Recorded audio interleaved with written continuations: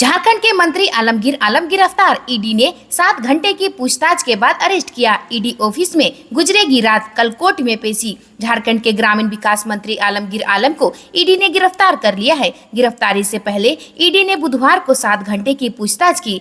उनके पीएस के नौकर के घर पिछले दिनों 30 करोड़ रुपए कैश मिले थे। मामला टेंडर कमीशन घोटाले में मनी लॉन्ड्रिंग का है। आलमगीर आलम को आज ईडी ऑफिस में बने हाजत में रखा जाएगा। मेडिकल जांच की जाएगी। इसके बाद उन्हें गुरुवार को 10 बजे पीएलएम में कोर्ट में पेश किया जाएगा। इस दौरान ईडी कोर्ट से रिमांड की मांग करेगी। इससे पहले ईडी के अधिकारियों ने मंगलवार को भी उनसे 9 घंटे की पूछताछ की थी। ईडी ने उन्हें आज फिर पूछताछ के लिए बुलाया था। जांच एजेंसी की ओर से उन्हें पूछताछ के लिए 12 मई को नोटिस भेजा था। आलमगीर आलम झारखंड की महागठबंधन सरकार के कांग्रेस के कोटे से मंत्री है। झारखंड के पूर्व मुख्यमंत्री हेमंत सोरेन भी मनी लॉन्ड्रिंग के एक अन्य मामले में ईडी की गिरफ्त में हैं।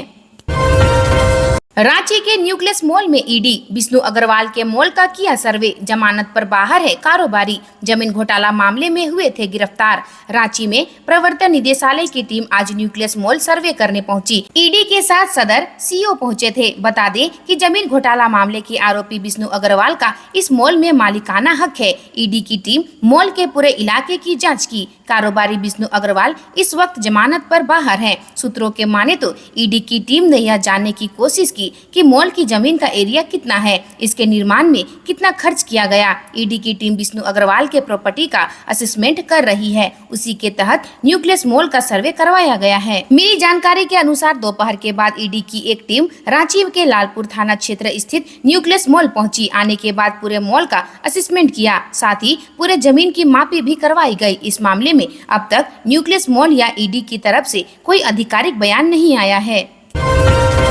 बोकारो में बढ़ेगा तापमान। आंशिक बादल है लेकिन दिन भर मौसम शुष्क रहेगा, धूप भी खिलेगी। 16 मई को आंशिक बादल रहेगा, धूप खिलेगी, दिन भर मौसम शुष्क रहेगा। न्यूनतम तापमान 26 डिग्री एवं अधिकतम 39 डिग्री सेल्सियस रहने की संभावना है, जबकि शुक्रवार को न्यूनतम तापमान 27 डिग्री एवं अधिकतम 40 डिग्री तक पहुँचने की संभावना है। दिन में आंशिक बादल रहेगा लेकिन मौसम शुष्क रहेगा, धूप खिलेगी। इसी तरह शनिवार 18 मई को भी आंशिक बादल रहेगा लेकिन धूप खिलेगी व मौसम शुष्क रहेगा। न्यूनतम तापमान 28 डिग्री एवं अधिकतम 42 डिग्री तक पहुंचाने की संभावना है। वहीं रविवार 19 मई को आंशिक बादल रहेगा लेकिन मौसम शुष्क रहेगा, जबकि सोमवार 20 मई को आंशिक बादल के साथ ही बूंदाबांदी होने की संभावना मौसम विभाग के द्वारा बताई गई है। आदित्यपुर इंडस्ट्रियल एरिया की कंपनी में ब्लास्ट, कई मजदूर झुलसे। सरायकेला खरसावां जिले के आदित्यपुर इंडस्ट्रियल एरिया के फेज 6 स्थित बालाजी कृष्णा इंजीटेक कंपनी में हुए ब्लास्ट में 7 मजदूर घायल हो गए। घायलों को तत्काल इलाज के लिए टाटा मुख्य अस्पताल ले जाया गया है, जहां 2 लोगों की हालत गंभीर बताई जा रही है। घायलों में ललन सिंह, सोमा जामुदा, दिलीप मुर्मू समेत अन्य लोग शामिल हैं। बताया जाता है कि यहाँ स्टील कास्टिंग फाउंड्री का काम चल रहा था। यहाँ पहले से ही फर्नेस स्थापित है। बताया जाता है कि फर्नेस में ही अचानक से ब्लास्ट हो गया, जहां करीब 7 से अधिक मजदूर काम कर रहे थे। ब्लास्ट होने से पिघला हुआ लोहा का बाल्टी ही मजदूरों के पास गिर गया, जिससे करीब 7 मजदूर बुरी तरह झुलस गए। उनको तत्काल टीएमएच ले जाया गया, जहां उनका इलाज चल रहा है। घटना की सूचना मिलने के बाद घटना स्थल पर फायर ब्रिगेड की दमकलों को मंगाया गया, जहाँ आग पर काबू पाया गया। सभी लोगों को सुरक्षित निकाला गया और फिर जाँच शुरू की गयी। घटना की सूचना के बाद गम्हरिया और आदित्यपुर की पुलिस मौके पर पहुंच चुकी है।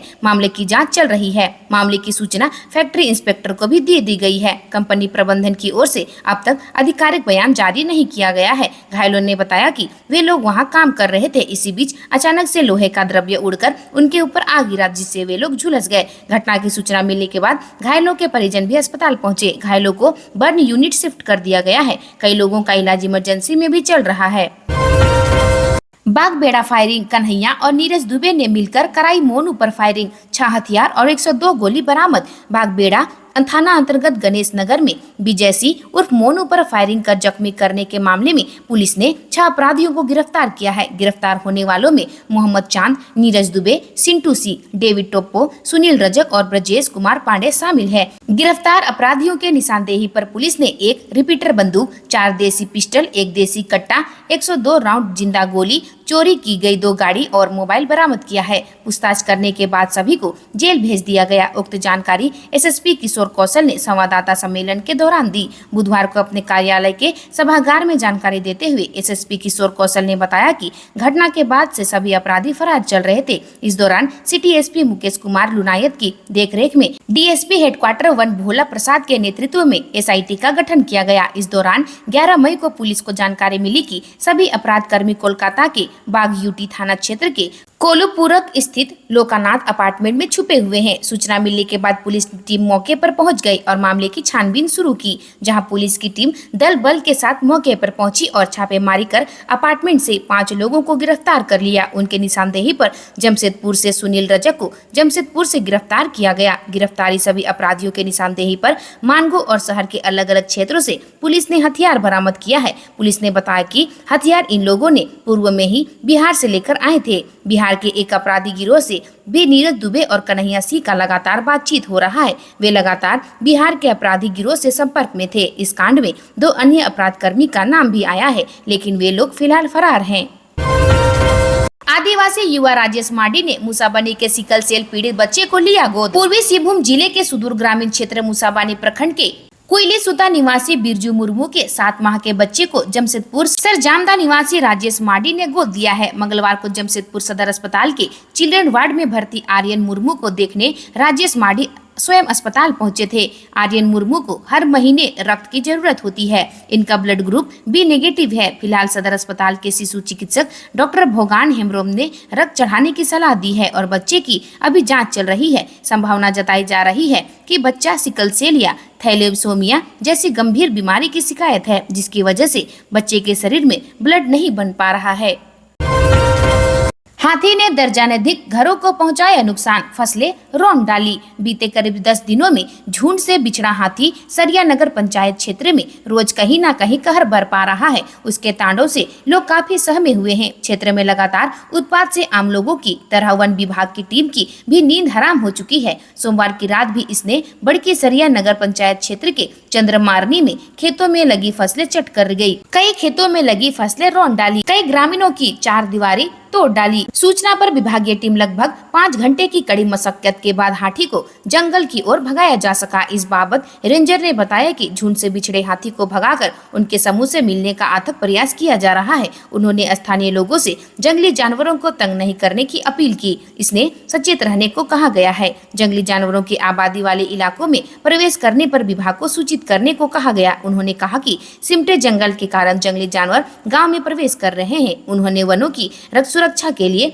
विभाग को सहयोग करने के लिए ग्रामीणों को सामने आने को कहा है।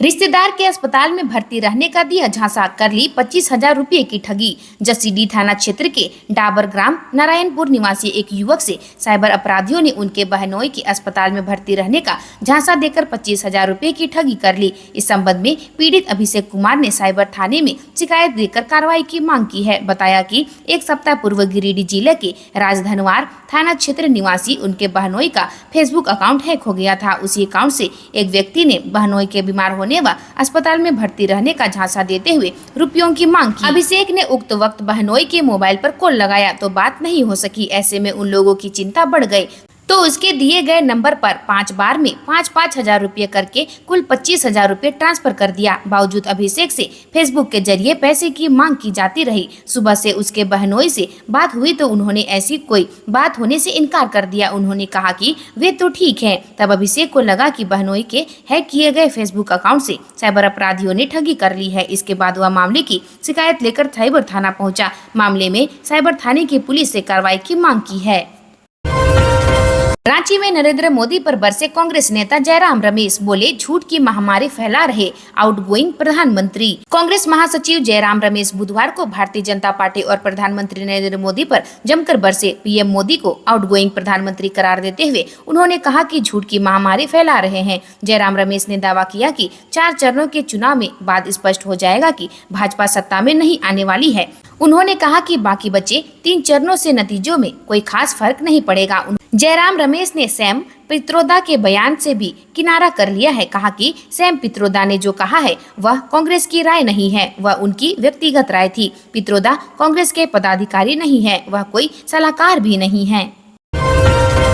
लोकसभा चुनाव के दूसरे चरण में 54 उम्मीदवार मैदान में, 18 पर आपराधिक मामले। झारखंड में दूसरे चरण का लोकसभा चुनाव 20 मई को होगा। इसके लिए 54 उम्मीदवार मैदान में हैं। इनमें से 18 के खिलाफ आपराधिक मामले दर्ज हैं। एसोसिएशन फॉर डेमोक्रेटिक रिफॉर्म्स ने उम्मीदवारों के नामांकन पत्र के साथ दाखिल शपथ पत्र के आधार पर यह जानकारी दी है। इन 3 सीटों पर 23 निर्दलीय उम्मीदवारों ने नामांकन दाखिल किया है। इनमें से 8 ने कहा है कि उनके खिलाफ आपराधिक मामले दर्ज है। इनमें से 4 के खिलाफ गंभीर आपराधिक मामले हैं। बता दें कि भारतीय जनता पार्टी ने सभी 3 सीटों पर अपने उम्मीदवार उतारे हैं। कांग्रेस ने 2 सीट पर अपना उम्मीदवार खड़ा किया है। माइका खनन के दौरान चाल धंसने से बच्चे की मौत। गांवा थाना अंतर्गत तराई गांव में माइका खदान धंसने से एक मासूम बच्चे की मौत हो गई। हालांकि घटना की आधिकारिक पुष्टि नहीं हो पाई है। पुलिस घटना के संबंध में लोगों से पूछताछ कर रही है। बताया जाता है कि तराई गांव के दक्षिण में सकरी नदी के बगल में पहाड़ी के पास कुछ माह से जेसीबी व मजदूरों की मदद से माइका का उत्खनन किया जा रहा था। सूत्रों के अनुसार मंगलवार की दोपहर लगभग 3 बजे चाल धंसने से एक बच्चा मलबे में दब गया। आनन फानन में अवैध उत्खनन में लगे लोगों ने शव को निकालकर गायब कर दिया। हालांकि मृत बच्चे का फोटो सोशल मीडिया में वायरल हुआ है। गांवा थाना प्रभारी महेश चंद्र के निर्देश पर घटना स्थल पर पहुंचे एसआई प्रवेश चौधरी ने लोगों से पूछताछ की, पर कोई भी कुछ बताने से परहेज कर रहा था। घटना स्थल पर पैरों के निशान मौजूद थे और जेसीबी से ताजा उत्खनन का निशान भी साफ दिख रहा था। अनुमान जताया जा रहा है कि मृत बच्चा खदान संचालक के ही परिवार का सदस्य था। आज के लिए बस इतना ही। मिलते हैं अन्य नई खबरों के साथ में। धन्यवाद।